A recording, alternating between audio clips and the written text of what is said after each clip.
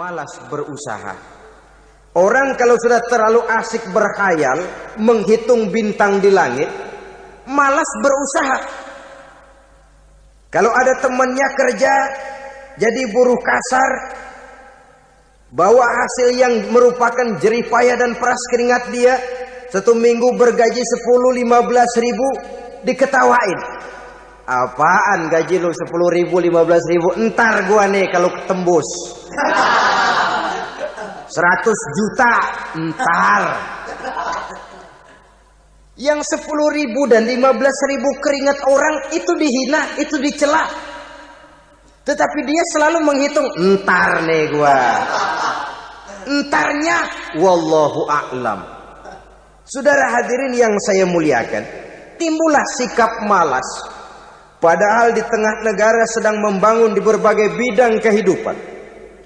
Maka sifat malas ini merupakan musuh kita.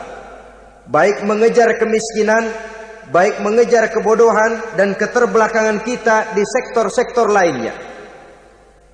Alangkah akan terganggunya roda pembangunan di negara kita ini jikalau sebagian besar rakyat dihinggapi oleh penyakit malas, yang malas ini dilatar belakangi oleh penyakit tulul amal, terlalu muluk angan-angan, yang angan-angan ini dininabobokan oleh keinginan untuk mendapatkan untung yang besar tanpa peras keringat dan banting tulang. Sasaran yang lebih jauh, dan ini yang paling kita khawatirkan, hancurnya kubu-kubu pertahanan moral daripada bangsa kita. Kita sependapat bahwa lebih penting daripada membangun jembatan adalah membangun manusia yang membangun jembatan. Bahwa lebih penting daripada mengaspal jalan raya adalah membangun mental manusia yang melaksanakan pengaspalan itu. Dengan kata lain, membangun dan mempersiapkan manusia pembangunan. Tanpa itu, maka saya merasa khawatir kalau nanti kita tidak akan sampai kepada target yang kita harapkan oleh karena kandas di tengah jalan. Saudara-saudara kaum muslimin rahimakumullah, Islam sebagai agama yang mengajarkan manusia untuk berusaha dan mengeluarkan segala kemampuan untuk melaksanakan segala usahanya itu, sangat membenci sifat malas, sangat membenci sifat tulul amal atau panjang angan-angan. Dan oleh karena judi melahirkan dua sifat itu, Islam sangat menganjurkan pengikutnya untuk menjauhi segala macam jenis perjudian, baik yang terang-terangan maupun yang dilakukan secara samar-samar, tidak ketara, judi canggih sesuai dengan canggihnya teknologi daripada manusia itu sendiri. Ini adalah penyakit yang meracuni masyarakat manusia dari sejak berpribadi, bertetangga, berumah tangga, sampai kepada berbangsa dan bernegara. Dan kasus-kasus yang timbul sudah cukup banyak, yang tidak mungkin lagi kita katakan hanya sekedar bersifat kasuistis, bersifat kasus-kasus kecil saja. Sebelum riaknya naik ke permukaan, marilah kita membuat benteng untuk masing-masing pribadi muslim memelihara dan menjaga diri, jangan terseret dalam permainan yang bernama judi, apapun bentuknya, bagaimanapun cara dan ragamnya. Karena jelas bahayanya lebih besar daripada manfaatnya. Taruhlah kita barangkali kemarin-marin hanyut dalam arus perjudian, tetapi hendaknya kita bisa mengambil pelajaran bahwa seorang mukmin adalah seorang yang apabila dia melakukan kesalahan, dia segera sadar, dijadikannya pelajaran untuk tidak diulanginya lagi pada masa-masa yang akan datang. Dengan sikap semacam itu, kita tidak lagi akan mengulangi kesalahan-kesalahan lama, dan grafik kehidupan kita dari hari ke hari akan makin menunjukkan hal-hal yang baik dan positif adanya. Saudara-saudara kaum muslimin rahimakumullah, kalau ABRI masuk desa, rakyat beruntung. Kalau jaksa masuk desa, rakyat bahagia. Kalau koran masuk desa, rakyat ikut jadi cerdas. Tapi kalau judi masuk desa, rakyat kiamat. Pembangunan akan terbengkalai. Roda perekonomian akan lesu. Karena mestinya orang membelanjakan uang untuk sesuatu yang dia perlukan, akhirnya dia belanjakan untuk sesuatu yang dia tidak perlukan, karena gambaran, khayalan akan mendapat keuntungan yang jauh lebih besar lagi. Padahal istilah orang-orang tua kita dulu, lebih baik makan singkong betulan daripada makan roti ngimpi. Artinya uang yang 1.000-2.000 rupiah itu lebih baik dibelikan beras, dimasak, makan bersama anak dan istri, terasa nikmat dan halalnya, ketimbang beli kertas lalu ngelamun, menghayal, menghitung yang bukan-bukan. Itu kertas dibolak madep ulon, dibolak madep mudik, diputar sana, diputar sini, akhirnya palanya ikut muter. Kira-kira apa yang cocok? Masih belum puas, kertas dilihat, orang gila ditanyain. Sudah tahu waras, orang gila yang ditanya. Masih belum puas, nanya orang gila, tidur di kuburan. Allahu Akbar. Padahal di rumahnya tempat tidurnya empuk, anget, nggak ada nyamuk. Kuburan, tidur di kuburan. Dampak-dampak negatif yang semacam ini pada gilirannya mau atau tidak mau akan menyeberang kepada garis akidah, membahayakan dan mengancam nilai-nilai tauhid yang kita miliki. Sudah kertas dibolak-balik, tidak puas, orang gila ditanya. Orang gila ditanya belum maram, tidur di kuburan. Barangkali ada bisikan. Saudara hadirin yang saya muliakan, memang walaupun wahyu sudah berhenti, tapi Allah masih memberikan ilham kepada hamba-hambanya yang dikehendakinya. Tetapi ilham itu bentuknya positif. Kalau saudara pagi-pagi berniat, tahu-tahu datang pikiran nanti malam mau ngaji, itu namanya ilham. Kalau saudara sedang merenung, tahu-tahu datang pikiran, saya mau sedekah, itu namanya ilham, bentuknya positif. Tapi kalau ngelamun, tahu-tahu datang pikiran nomor sekian pasang, itu bukan ilham, itu belis.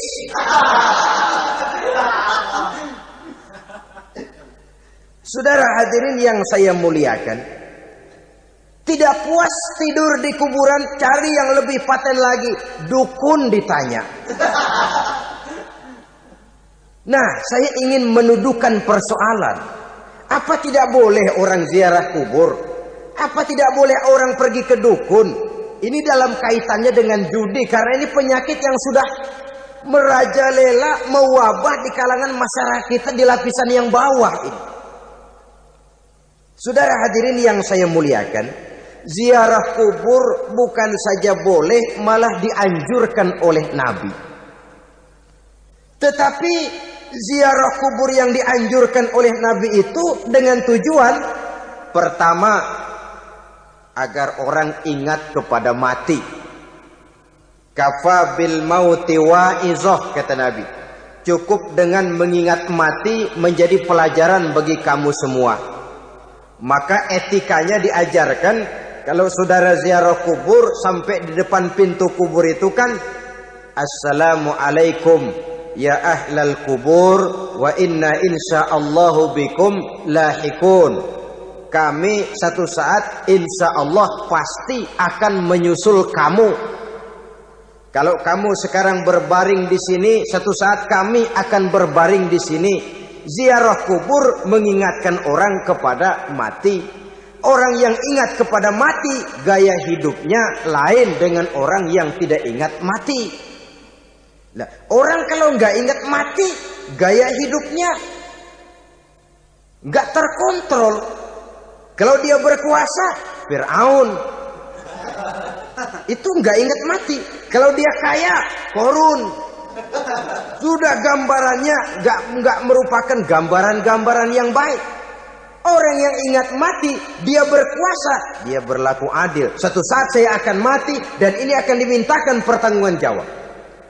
Orang kaya ingat mati, dia akan jadi pemurah. Kenapa? Kalau saya diberikan ilmu, pertanyaan akhirat cuma satu, ilmumu kau amalkan untuk apa? Kalau saya diberikan umur panjang, pertanyaan akhirat cuma satu, umurmu kau habiskan di mana? Tapi jikalau saya diberikan harta, pertanyaan akhirat ada dua.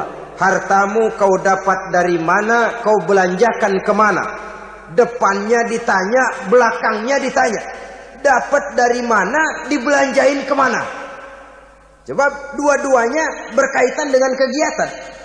Kadang-kadang dapatnya dari jalan yang baik, tapi keluarnya ke tempat yang tidak baik, itu pun tidak betul.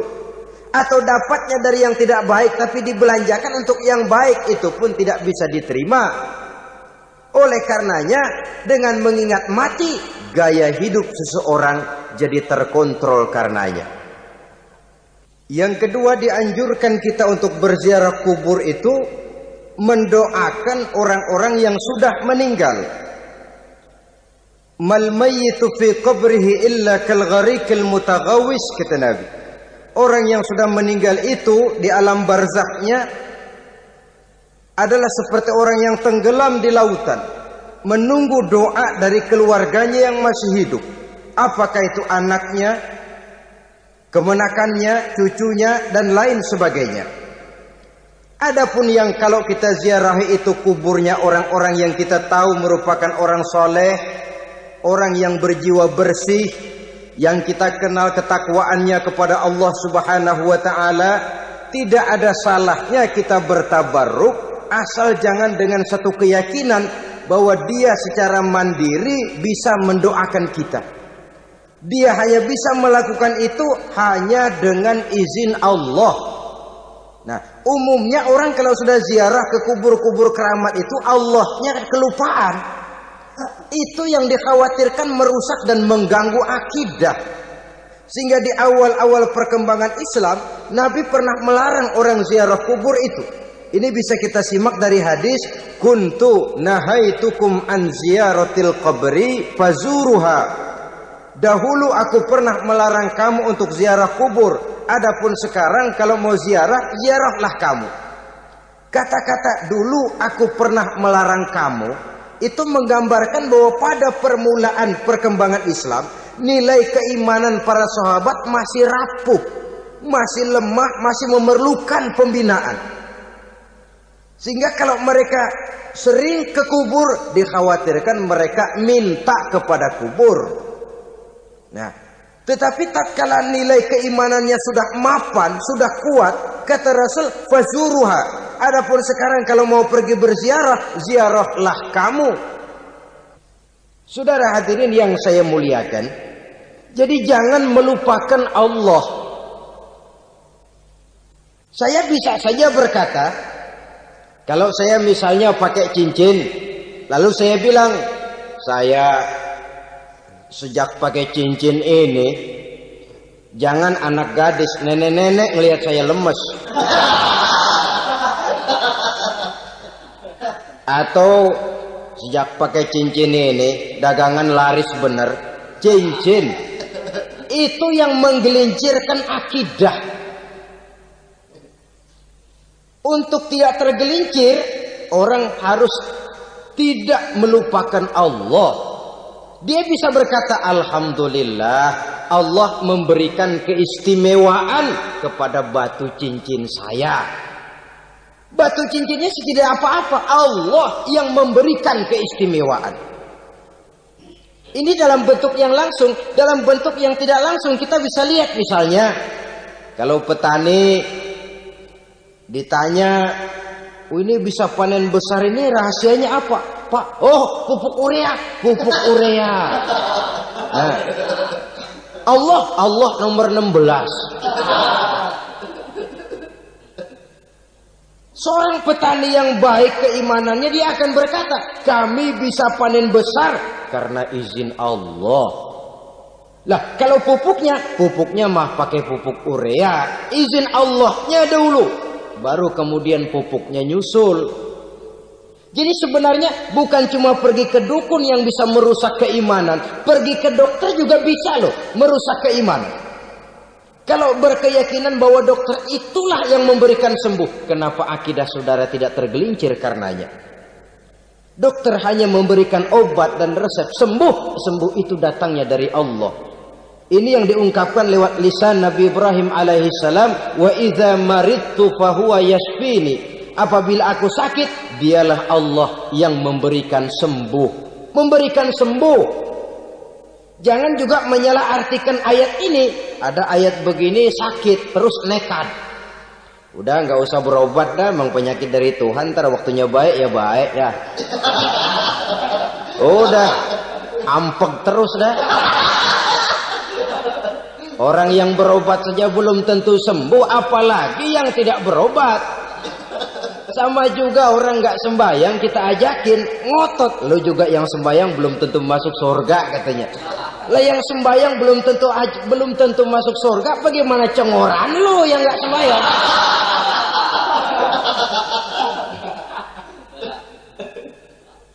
Saudara hadirin yang saya muliakan, kaum muslimin yang berbahagia. Jadi dengan demikian, maka jangan menghilangkan Allah. Kita, ajaran pokok dalam Islam adalah ajaran tentang tauhid.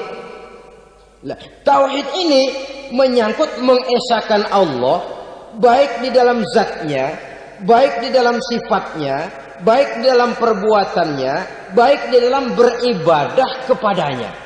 Tauhid dalam ibadah itu ada.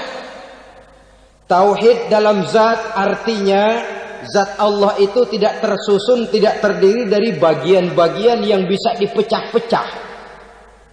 Ya seperti kita ini kan ada kepala, ada kaki, ada tangan.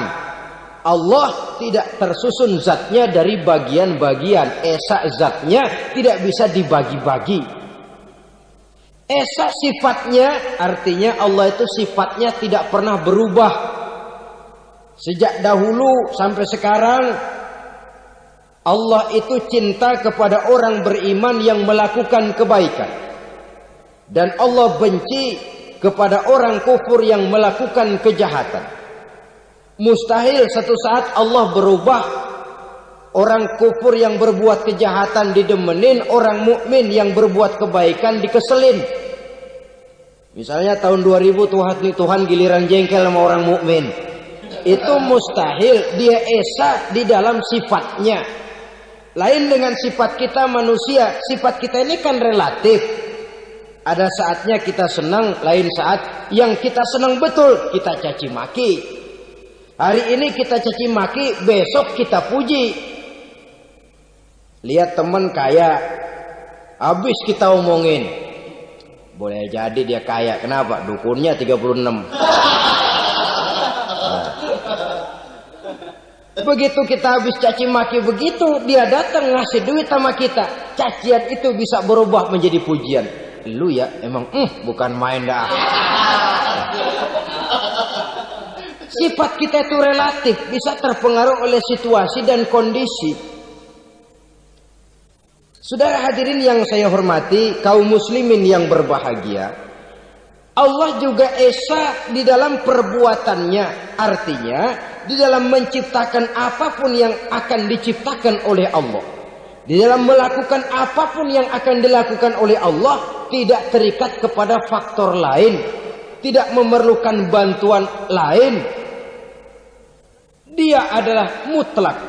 Nah, kemudian kita mengesahkan Allah dalam zatnya, mengesahkan Allah dalam sifatnya, mengesahkan Allah dalam perbuatannya. Belum tentu berarti kita mengesahkan Allah dalam ibadahnya. Sebab banyak orang yang yakin betul Allah itu esa, teguh dengan pendiriannya. Tuhan lu siapa? Allah. Allah bagaimana? Esa. Bagaimana kalau 2? Kagak. 3? Enggak. Mantap. Soal tahlil paten. Tapi dalam ibadah kadang-kadang dia tidak mentauhidkan Allah. Ini makna wa ma umiru illa liya'budullaha mukhlisin. Kami tidak memerintahkan kepadamu kecuali untuk beribadah kepadaku, kata Allah, dengan ikhlas. Beribadah kepada Allah dengan ikhlas itu artinya apa? Beribadah hanya untuk Allah saja. Nah, kalau hanya untuk Allah saja, lalu kita minta berdoa di depan kuburan orang yang soleh, apa syirik? Tidak syirik. Kalau kita berkeyakinan bahwa orang tempat kita memanjatkan doa itu hanya bisa mendoakan kita dengan izin Allah. Dia sendiri tidak punya kekuasaan apa-apa. Tanpa izin Allah dia tidak bisa berbuat apa-apa. Itu tidak menyebabkan orang menjadi syirik. Sama saja dengan kalau saya berkata tadi, alhamdulillah Allah telah memberikan keistimewaan kepada batu cincin saya. Apa salahnya Allah memberikan keistimewaan kepada benda-benda mati? Allah memberikan keistimewaan kepada Hajar Aswad, benda mati. Allah memberikan keistimewaan kepada Masjidil Haram, benda mati. Allah memberikan keistimewaan kepada Ka'bah, benda mati. Orang tawaf keliling Ka'bah, sembahyang di Masjidil Haram, sujud menghadap kepada Ka'bah. Apakah jadi syirik? Tidak. Kita tidak menyembah Ka'bahnya, kita menyembah yang punya Ka'bah itu. Nah, di sini kita lihat bahwa fungsi Ka'bah hanya merupakan wasilah. Tapi kalau Allahnya kita hilangkan, jadilah kita penyembah batu. Hanya saja batu itu berbentuk 4 bernama Ka'bah. Sa'i, orang yang melaksanakan haji, lari-lari antara Safa dan Marwah, amalan apa itu? Seakan-akan kita menghormati bukit-bukit, gunung-gunung. Tapi bukan itu yang kita tuju dalam pelaksanaan sa'i itu. Yang kita tuju adalah ini perintah Allah. Allahnya yang diutamakan. Maka hal semacam ini tidak menyebabkan orang menjadi syirik dan tergelincir dari tauhid. Tapi kalau ziarah kubur dengan niat cari buntutan, cari nomor yang cocok, ini niatnya saja sudah salah. Nah, kalau berangkat dengan niat yang salah, sampai di sana saya yakin, seyakin-yakinnya amalannya pasti salah. Lah, kubur yang diziarahin bukan kubur orang soleh. Yang mana ada orang soleh ngasih kode buntut. Ada juga orang salah, bukan orang soleh itu. Kadang-kadang dia nggak tahu kuburan siapa, nongkrong aja di situ. Memang sulit, saudara-saudara. Mental ya, namanya mental. Kalau memang mental sudah mental judi, apa saja bisa dijudiin. Jadi orang nggak perlu sebenarnya pemerintah terlalu gini, nggak usah. Kembali saja kepada mental. Kalau mental memang sudah mental judi, apaan aja bisa dijudiin. Pulang tengah malam nabrak babi, babi yang keluar nih.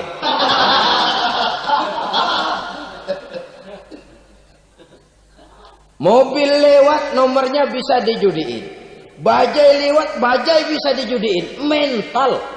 Kalau memang mental sudah mental judi, apapun saja bisa dijudikan. Saudara hadirin yang saya muliakan, lalu bagaimana dengan dukun? Ya, saudara hadirin, pergi ke dukun hakikatnya sama dengan pergi ke dokter. Orang berusaha melaksanakan yang namanya syariat, hakikatnya kembalikan kepada Allah. Syariatnya kita laksanakan. Tetapi, nah ini tetapi, yang pertama saudara harus tahu betul dukunnya itu bayang apa enggak, agamanya kuat apa enggak. Sebab ya tentu tidak ada dukun yang jelek, karena pada umumnya penyakit dukun itu kan nyohor, iklan lewat koleha-kolehanya. Kita bisul kecil datang, kata dukun, ini si kecil kemarin bisul kayak kelapa 5 menit baik. 5 menit padahal kemarin kagak ada yang datang. Diolah sedemikian rupa supaya orang mantap. Jadi jangan asal sembarangan. Kadang-kadang lihat potongan dukunnya aja kita ngeri. Mukanya sudah kremot, nggak pernah tersentuh air wudhu. Jangankan air wudhu, mandi aja jarang. Yang kayak begini yang dipegang mati-matian, yang dipercayai habis-habisan, akan kita kemanakan tauhid kita ini? Apalagi kalau perginya sudah dengan niat mencari nomor yang jitu.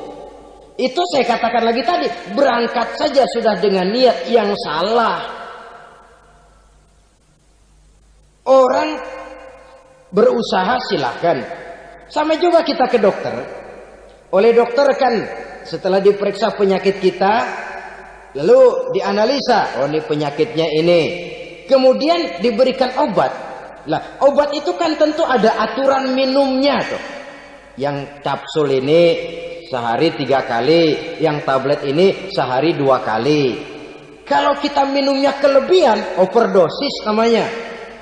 Saking pengen cepet baik, sekali minum 10 tablet. Ya memang nggak sakit-sakit lagi, tapi nggak hidup sudah. Habis. Kita pun dalam melaksanakan amalan hidup beragama begitu. Saudara datang kepada kiai, orang-orang soleh, meminta amalan, wiridan, itu jangan sampai overdosis. Tidak sesuai dengan kemampuan pribadi. Wong masih SD sudah minta matematika kelas SMP, celeng. Baru SMP sudah minta diajarkan filsafat kelas perguruan tinggi, semaput. Kenapa? Daya tampungnya nggak kuat. Emang ukuran secangkir, minta disiin seember, ya luber. Lebihnya nggak cukup. Kenapa? Yang diberikan, yang diamalkan tidak sesuai dengan makomnya, tidak sesuai dengan kemampuan yang ada pada dirinya. Saudara hadirin yang saya muliakan, akhirnya apa? Mencelakakan dirinya sendiri. Ngawur. Baru sembahyang seminggu udah ngaku ketemu malaikat. Sembahyang ditemenin malaikat. Lah sembahyang baru seminggu mulai. Itu malaikat iseng amat. Ya walaupun kalau Allah izinkan tidak mustahil, tapi kan tidak logik. Orang yang melaksanakan ibadah puluhan tahun memerlukan riyadhah dan latihan, khusyuk dan tawadhu, penuh tazallul, merendahkan diri di hadapan Allah, belum tentu mendapat karunia yang semacam itu. Saudara hadirin yang saya muliakan, jadi dengan kata lain, yang pertama, lihatlah dulu kualitas dukun yang akan saudara datangi itu. Ini kualitas black apa kualitas white, aspal apa cat putih. Sehingga jangan sampai kita salah pilih. Sebab biasanya orang kalau sudah hanyut di kali, rumput pun dia pegangin. Dia tahu kalau rumput tidak akan bisa menahan bobot badannya, tapi karena posisinya posisi terjepit, rumput pun dia pegang. Ini satu gambaran psikologis betapa orang dalam keadaan panik, kepepet, kejepit, yang tidak mestinya dipegang pun akan dipegangnya juga. Walaupun dia tahu itu tidak akan bisa menahan bobot badannya, namun dipegangnya juga. Oleh karenanya, yang pertama, lihat dulu kualitas dukunnya. Yang kedua, saudara-saudara, jangan berkeyakinan bahwa dukun itulah yang memberikan permintaan saudara. Si dukun hanya bisa dengan izin Allah. Malas berusaha. Orang kalau sudah terlalu asik berkhayal, menghitung bintang di langit, malas berusaha. Kalau ada temannya kerja jadi buruh kasar, bawa hasil yang merupakan jeripaya dan peras keringat dia, 1 minggu bergaji 10-15 ribu, diketawain. Apaan gaji lu 10 ribu 15 ribu? Entar gua nih kalau tembus 100 juta entar. Yang 10 ribu dan 15 ribu keringat orang itu dihina, itu dicela. Tetapi dia selalu menghitung, entar nih gua. Entarnya wallahu a'lam. Saudara hadirin yang saya muliakan, timbullah sikap malas. Padahal di tengah negara sedang membangun di berbagai bidang kehidupan. Maka sifat malas ini merupakan musuh kita. Baik mengejar kemiskinan, baik mengejar kebodohan dan keterbelakangan kita di sektor-sektor lainnya. Alangkah akan terganggunya roda pembangunan di negara kita ini jikalau sebagian besar rakyat dihinggapi oleh penyakit malas, yang malas ini dilatar belakangi oleh penyakit tulul amal, terlalu muluk angan-angan, yang angan-angan ini dininabobokan oleh keinginan untuk mendapatkan untung yang besar tanpa peras keringat dan banting tulang. Sasaran yang lebih jauh, dan ini yang paling kita khawatirkan, hancurnya kubu-kubu pertahanan moral daripada bangsa kita. Kita sependapat bahwa lebih penting daripada membangun jembatan adalah membangun manusia yang membangun jembatan. Bahwa lebih penting daripada mengaspal jalan raya adalah membangun mental manusia yang melaksanakan pengaspalan itu. Dengan kata lain, membangun dan mempersiapkan manusia pembangunan. Tanpa itu, maka saya merasa khawatir kalau nanti kita tidak akan sampai kepada target yang kita harapkan oleh karena kandas di tengah jalan. Saudara-saudara kaum muslimin rahimakumullah, Islam sebagai agama yang mengajarkan manusia untuk berusaha dan mengeluarkan segala kemampuan untuk melaksanakan segala usahanya itu, sangat membenci sifat malas, sangat membenci sifat tulul amal atau panjang angan-angan.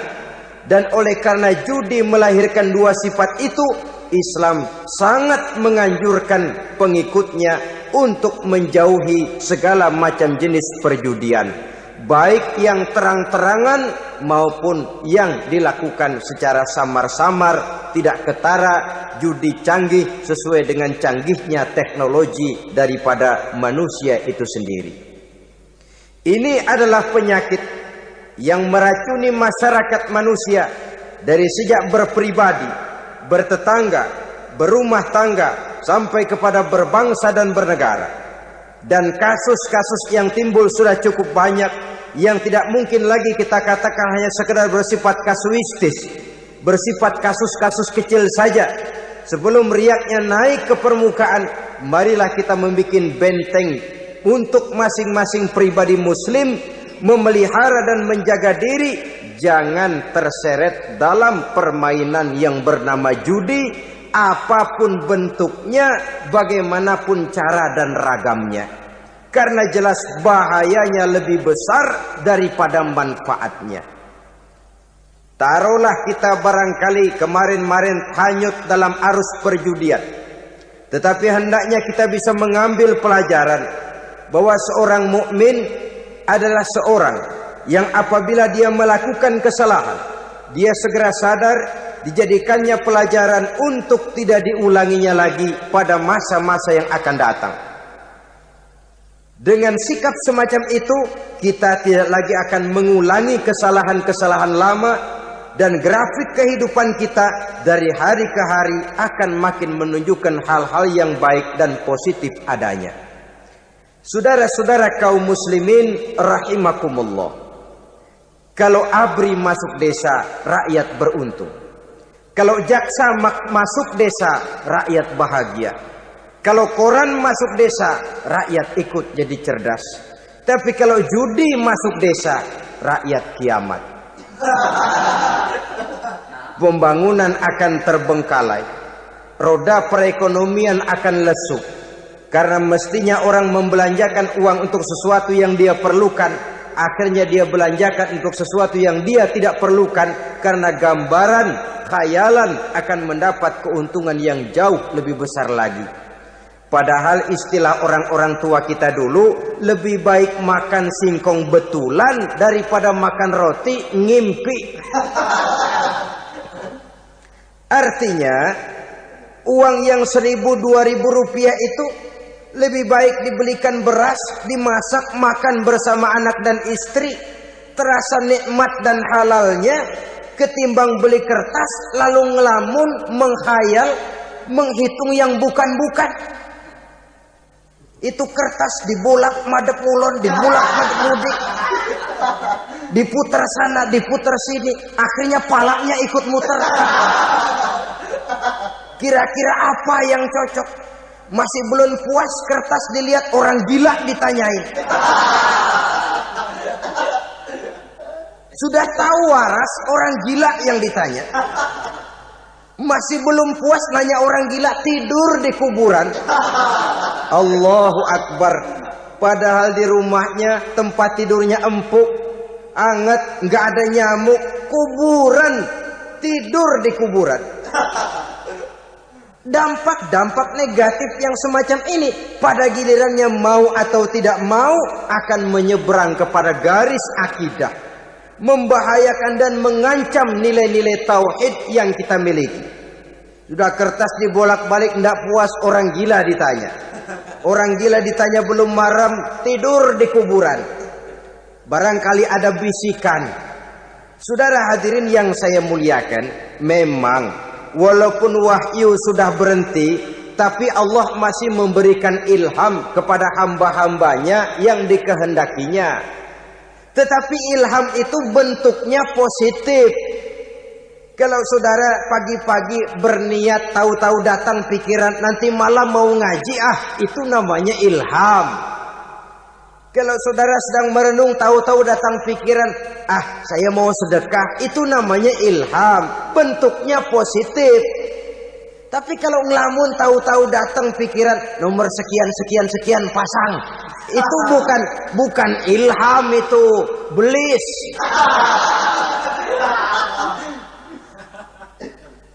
Saudara hadirin yang saya muliakan, tidak puas tidur di kuburan, cari yang lebih paten lagi, dukun ditanya.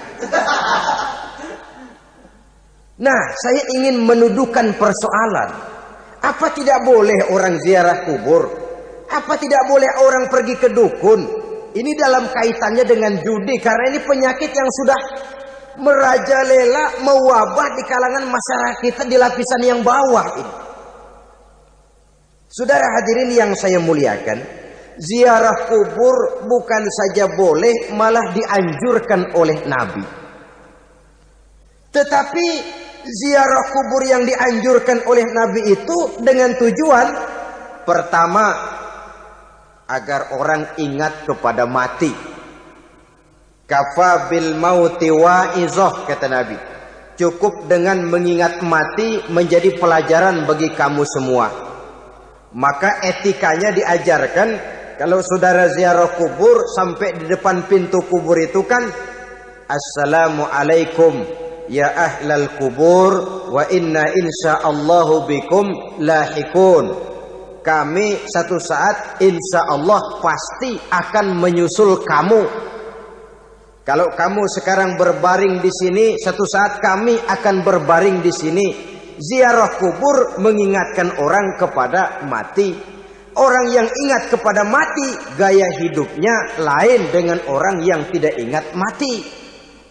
Nah, orang kalau nggak ingat mati, gaya hidupnya nggak terkontrol. Kalau dia berkuasa, Fir'aun.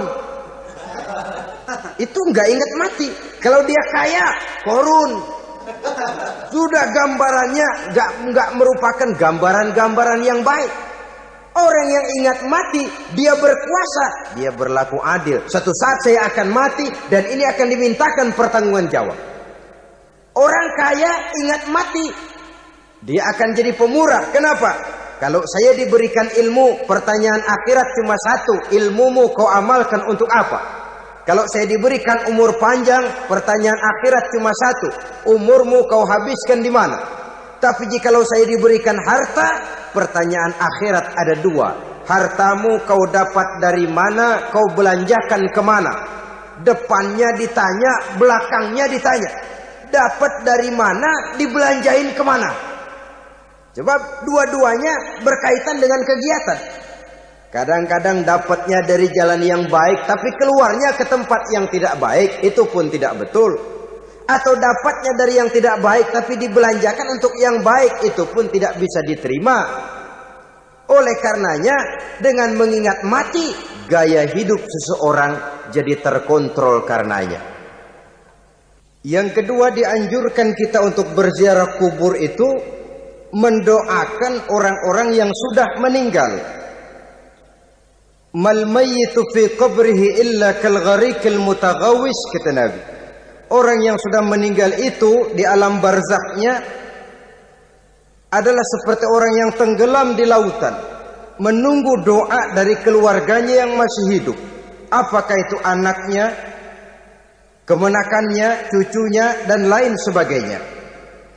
Adapun yang kalau kita ziarahi itu kuburnya orang-orang yang kita tahu merupakan orang soleh, orang yang berjiwa bersih, yang kita kenal ketakwaannya kepada Allah Subhanahu wa ta'ala, tidak ada salahnya kita bertabarruk, asal jangan dengan satu keyakinan bahwa dia secara mandiri bisa mendoakan kita.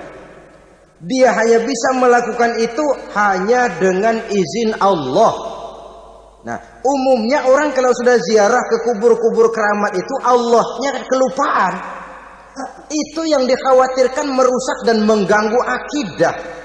Sehingga di awal-awal perkembangan Islam, Nabi pernah melarang orang ziarah kubur itu. Ini bisa kita simak dari hadis, kuntu nahaitukum an ziyaratil qabri fazuruha.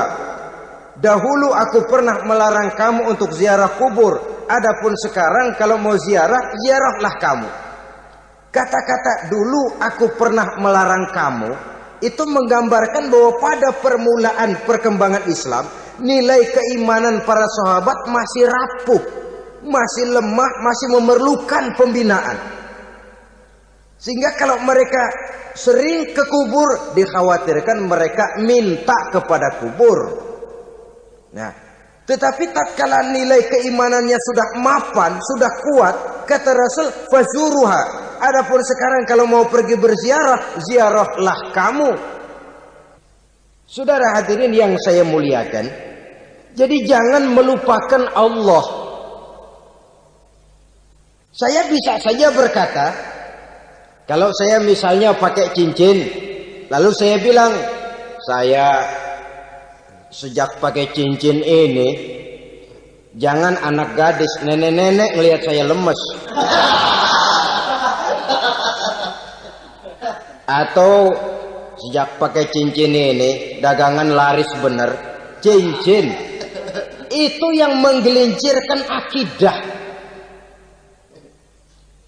Untuk tidak tergelincir, orang harus tidak melupakan Allah. Dia bisa berkata, alhamdulillah, Allah memberikan keistimewaan kepada batu cincin saya. Batu cincinnya tidak apa-apa, Allah yang memberikan keistimewaan. Ini dalam bentuk yang langsung. Dalam bentuk yang tidak langsung kita bisa lihat, misalnya kalau petani ditanya, ini bisa panen besar ini rahasianya apa, Pak? Oh, pupuk urea, pupuk urea. Nah, Allah nomor 16. Seorang petani yang baik keimanannya, dia akan berkata, kami bisa panen besar karena izin Allah. Lah, kalau pupuknya mah pakai pupuk urea, izin Allahnya dahulu, baru kemudian pupuknya nyusul. Jadi sebenarnya bukan cuma pergi ke dukun yang bisa merusak keimanan, pergi ke dokter juga bisa loh merusak keimanan. Kalau berkeyakinan bahwa dokter itulah yang memberikan sembuh, kenapa akidah saudara tidak tergelincir karenanya?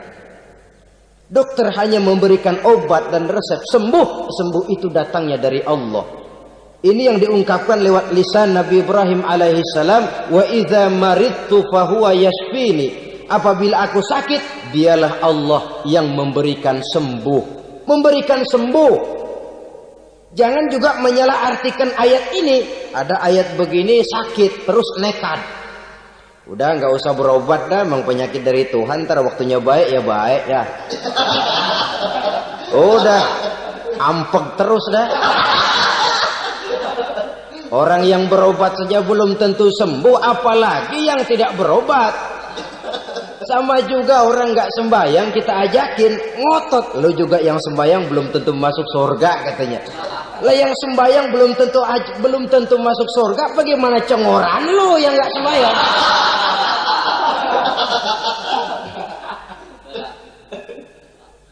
Saudara hadirin yang saya muliakan, kaum muslimin yang berbahagia. Jadi dengan demikian, maka jangan menghilangkan Allah. Kita, ajaran pokok dalam Islam adalah ajaran tentang tauhid.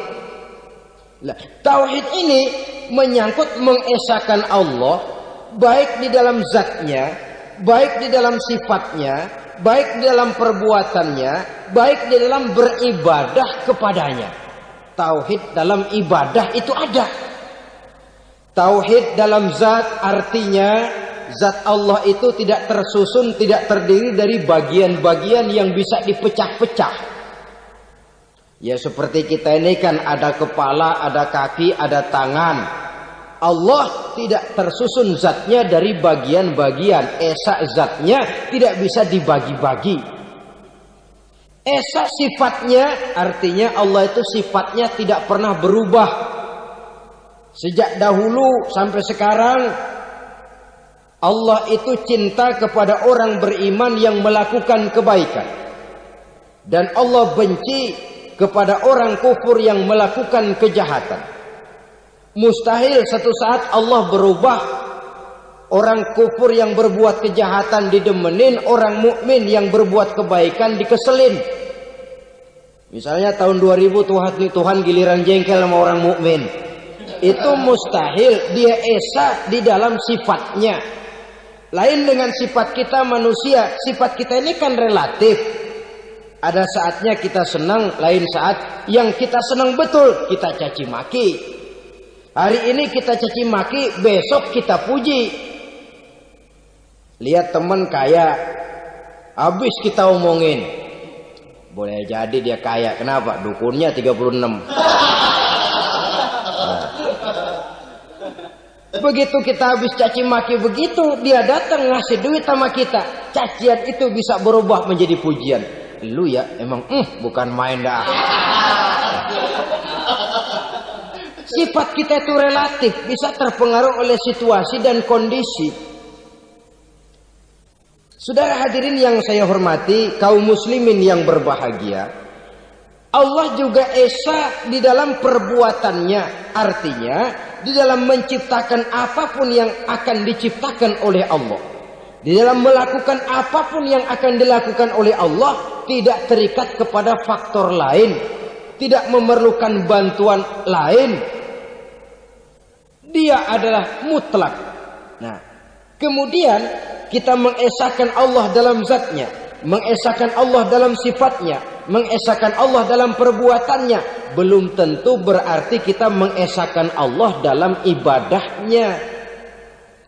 Sebab banyak orang yang yakin betul Allah itu esa, teguh dengan pendiriannya. Tuhan lu siapa? Allah. Allah bagaimana? Esa. Bagaimana kalau dua? Kagak. Tiga? Enggak. Mantap. Soal tahlil paten. Tapi dalam ibadah kadang-kadang dia tidak mentauhidkan Allah. Ini makna wa ma umiru illa liya'budullaha mukhlisin. Kami tidak memerintahkan kepadamu kecuali untuk beribadah kepadaku, kata Allah, dengan ikhlas. Beribadah kepada Allah dengan ikhlas itu artinya apa? Beribadah hanya untuk Allah saja. Nah, kalau hanya untuk Allah saja, lalu kita minta berdoa di depan kuburan orang yang soleh, apa syirik? Tidak syirik. Kalau kita berkeyakinan bahwa orang tempat kita memanjatkan doa itu hanya bisa mendoakan kita dengan izin Allah. Dia sendiri tidak punya kekuasaan apa-apa. Tanpa izin Allah, dia tidak bisa berbuat apa-apa. Itu tidak menyebabkan orang menjadi syirik. Sama saja dengan kalau saya berkata tadi, alhamdulillah Allah telah memberikan keistimewaan kepada batu cincin saya. Apa salahnya Allah memberikan keistimewaan kepada benda-benda mati? Allah memberikan keistimewaan kepada Hajar Aswad, benda mati. Allah memberikan keistimewaan kepada Masjidil Haram, benda mati. Allah memberikan keistimewaan kepada Ka'bah, benda mati. Orang tawaf keliling Ka'bah, sembahyang di Masjidil Haram, sujud menghadap kepada Ka'bah. Apakah jadi syirik? Tidak. Kita tidak menyembah Ka'bahnya, kita menyembah yang